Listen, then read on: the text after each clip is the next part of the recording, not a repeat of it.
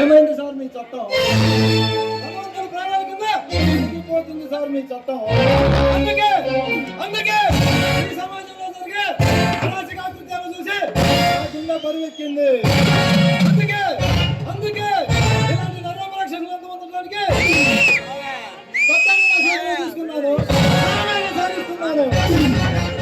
చూడు శంకర్, చట్టాన్ని చేతుల్లోకి తీసుకొని నువ్వు హత్యలు చేసుకుంటూ పోతే చట్టం చేతులకి గాజులు వేసుకొని చూస్తూ ఉండదు.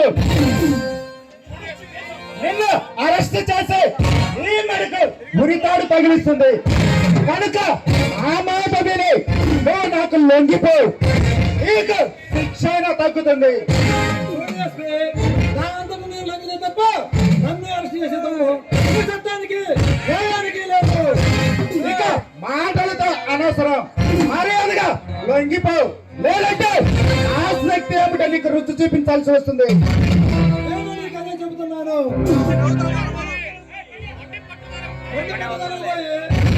నన్ను అరెస్ట్ చేసే ఆలోచన అనుకో, నీ వంటికి మంచిది, నీ ప్రాణానికి మంచిది.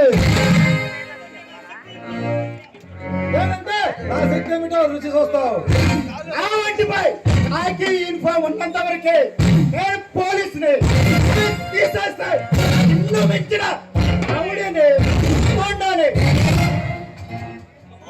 కమాన్, నన్ను నీకు దమ్ముదారి ఉంటే నన్ను ఎదుర్కొని ఇక్కడ నుండి వెళ్ళిపో.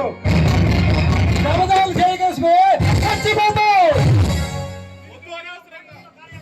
అనవసరంగా మాటలతో కాలయాపన చేయకు.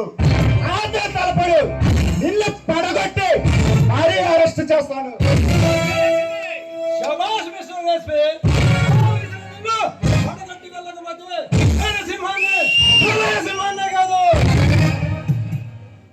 ఒక్కసారి కమిటానంటే ఆ మాట నేనే వినడు. డైలాగ్ అయితే ఇక రానలాగే.